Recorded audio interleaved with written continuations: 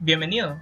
Como parte del curso de Inteligencia Artificial 1 de la carrera de Ingeniería en Ciencias y Sistemas del Centro Universitario de Oriente Cunori, se trata de mostrar a través de un programa hecho en Java el funcionamiento de un perceptrón simple.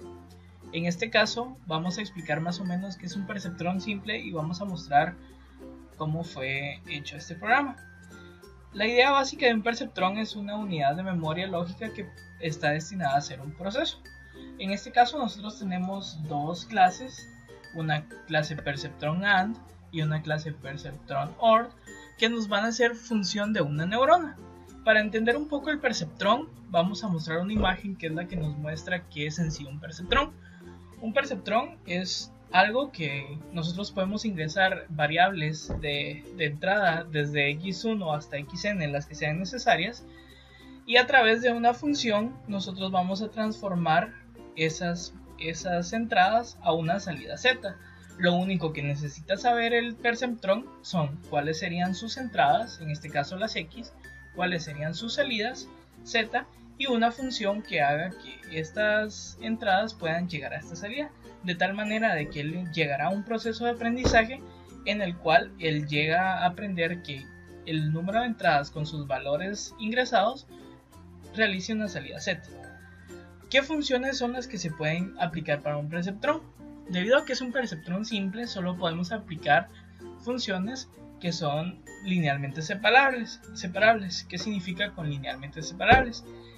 Vamos a ver este tipo de funciones. La primera que les voy a mostrar es la función OR, que en este caso vamos a tomar como 1 y 0 las posibles entradas en vez de un sí o un no, como se pueda conocer. La idea es de que no es negativo y 1 es positivo.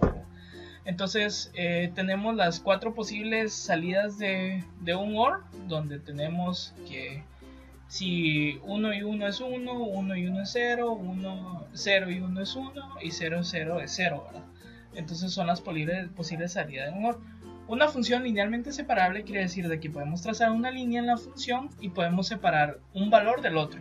En este caso estamos separando el valor 1 del valor 0 a través de una línea. Lo mismo sucede con la función AND. Vamos a ver la función AND. Acá está. La función AND igual sus 4 posibles salidas. Tenemos 4 que pueden ser 0 y esta verde que puede ser 1 y la podemos separar linealmente. ¿Qué funciones no se pueden separar linealmente? Por ejemplo, la función XOR, donde tenemos que solo va a ser positiva cuando uno de los dos sea positivo y va a ser negativa cuando los dos sean del mismo valor. En este caso no podemos trazar una sola línea para dividir las dos funciones, por lo cual esta función no puede ser linealmente separable. Por eso se decidió hacer el perceptrón con AND y OR. Voy a mostrar un poco el código del AND para que se vea. El OR es muy similar, solo les voy a mostrar qué es lo que cambia. Y pues básicamente tenemos estas partes. Los pesos, que son los que nos van a ayudar para calcular el valor que se necesita según las entradas. Las salidas, que son las que necesita saber el perceptrón para llegar al objetivo, y las entradas posibles, todas las entradas posibles que pueda tener el perceptrón para poder calcular. Y tenemos una variable salida que es la que nos indica cuál es el resultado. Por ejemplo, 1 y 1 es 1 y así. Para efectos de que estamos utilizando una función matemática, como les expliqué, esta función matemática que se encarga de traducir esto a z, estoy utilizando los valores 1 y menos 1. El 1 indicaría el valor positivo y el menos 1 indicaría el valor negativo. Por tanto, como estamos en AND, dejamos los pesos al inicio con valor 0 para que se vayan calculando con un random, y las posibles salidas son 1 cuando los dos son verdaderos y el resto serían menos 1 en todas las combinaciones que se tiene en la función AND. Entonces básicamente lo que se hace es de que se realizan todas las entradas, que son estas entradas posibles que tenemos, las 4 posibles combinaciones de entradas, con un tercer valor adicional que pueden observar acá en todas las entradas. Este es el valor umbral. El valor umbral sirve para la función, para darle a conocer la función que nos va a traducir a z cuál es el menor valor que puede llegar a tomar estas x. En este caso el valor umbral se presenta con esta variable ρ. Entonces necesita entrar en todas las posibles entradas que tenemos para calcular cuál es el menor valor que se puede tener para no pasarse de este en el cálculo que se va a realizar. Al inicio llenamos los pesos con un random sin importar qué peso tenga, solo para empezar. Y tenemos el cálculo acá. En este caso dejamos la salida como 0 por default y un centinela que controla cuántas veces he estado entrando. Y básicamente aquí es donde se calcula realmente el peso. ¿Cómo se calcula el peso? La salida va a ser igual al primer peso por la entrada 1, el segundo peso por la entrada 2 y el tercer peso por la entrada 3. Y así es como se va calculando hasta poder llegar a tener una salida verdadera. ¿Cuándo nos da una verdadera salida? Cuando la salida es mayor que 0 va a ser positivo y cuando no va a ser negativo. Y así es donde, como nos explica la forma en que el perceptrón entiende. Lo demás son simplemente controles que se tienen para recalcular pesos cuando aún no ha aprendido hasta que él llegue a aprender. Y el centinela controlará cuántas veces él está tratando de aprender a hacer la función.